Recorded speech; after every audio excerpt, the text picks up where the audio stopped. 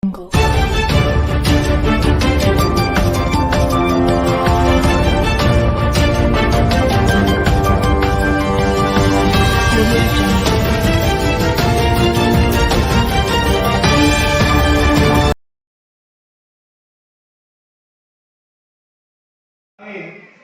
వాసవి నగర్లో నేనుంటున్న మా వాసవి నగర్లో ఇప్పటి వరకు 39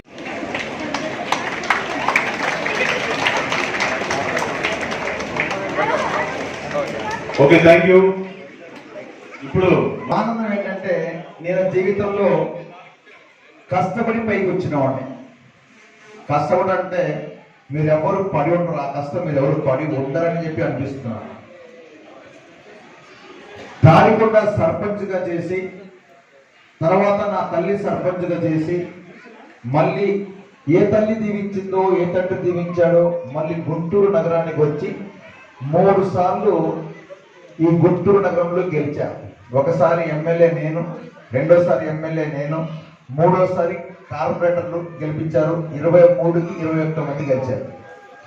మళ్ళీ ఇది నాలుగోసారి నా తల్లి మరి ఏ కూతురైనా ఏ కొడుకైనా కూడా వాళ్ళు బాగుండాలని కోరుకుంటారు.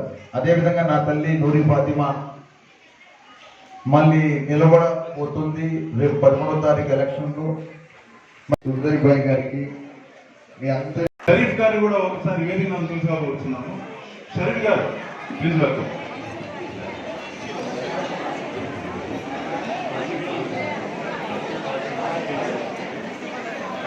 ఆసిఫ్ గారిని వేదిక చూసిగా కూర్చున్నాము సార్ ప్లీజ్.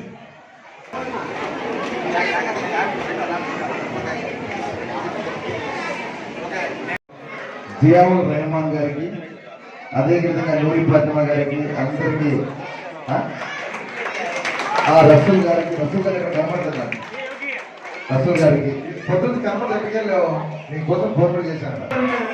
ఏ మీటింగ్ మంచి చెప్పుకుంటారు. ఇటువంటి ఎమ్మెల్యే మనకు దొరకడం అదృష్టం. వారిని కాపాడుకుందాం, వారిని గెలిపిస్తాం. ఒక్కసారి మీరంతా గట్టిగా చెప్పండి వాళ్ళకి.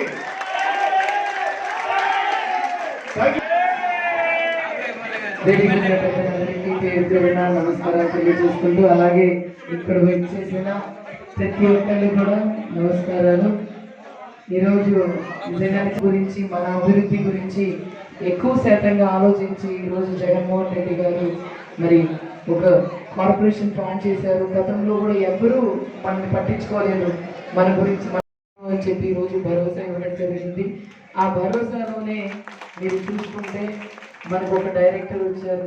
అలాగే ఎందుకు ఒక కార్పొరేషన్ ఎందుకు మన కోసం, మనకంటూ ఒక నాయకత్వం ఎందుకు అంటే మీలో ఉన్న కష్టాలు మీకు ఏం కావాలి అనేది మనలో ఒక నాయకుడు వస్తే రాజకీయాల్లో స్థానం ఇచ్చి జగన్మోహన్ రెడ్డి గారు మనల్ని బయటికి తీసుకొని వచ్చి మన మనకేం కావాలి. ఈ రోజు మీరు చూసుకుంటే వాటర్ సప్లై ఇప్పించండి, మీరు ఇప్పిస్తే మేము ఖచ్చితంగా రోడ్డు కూడా వాటర్ సప్లై ఇప్పిస్తే మేము మరి అక్కడ గుడి కూడా జరిగింది.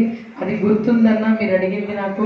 ఖచ్చితంగా వచ్చిన తర్వాత కూడా అలాగే గుర్తు పెట్టుకొని మీకంటూ మేము తోడుంటాము. ఏ విషయంలో అయినా కూడా, ఇది ఒక్క విషయంలోనే కాదు, సంక్షేమ పథకాలు అయితే మీకు అందరికీ జగన్మోహన్ రెడ్డి గారు అందిస్తున్నారు. వస్తున్నాయా మీకు సంక్షేమ పథకాలు?